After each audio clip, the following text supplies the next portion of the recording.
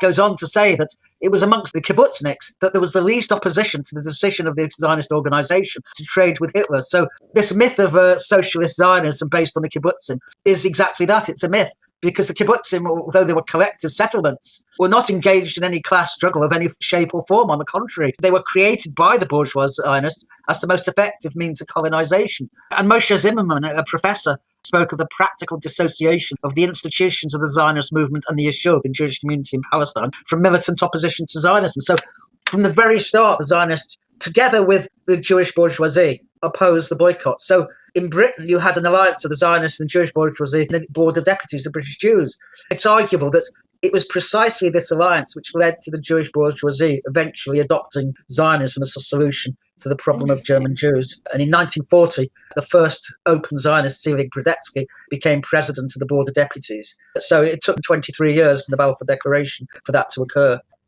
But the trading agreement was very simple. It meant that if you had money in Germany, you put it into a bank account run by a company called Paltreu Limited. It was frozen in that bank account.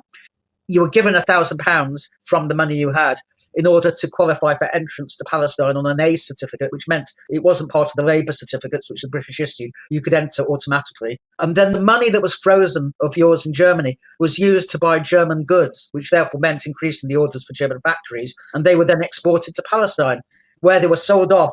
And then you got a fraction, maybe 30, 40% eventually, of their takings. The problem was that Palestine soon became glutted with German goods.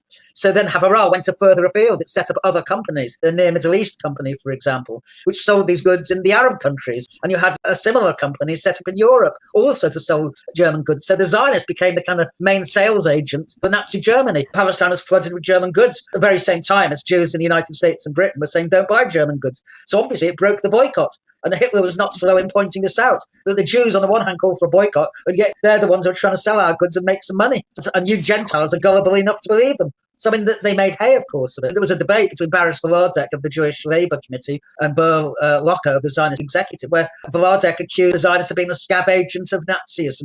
They were undermining all Jewish opposition. And leading up to the winter of 1933, the Nazi economy was extremely weak. It's quite possible the Nazis could, in that period, have been overthrown. But the Zionists had an interest in stabilising the Nazi regime. And that's a conclusion that Edwin Black draws. It's not my conclusion. And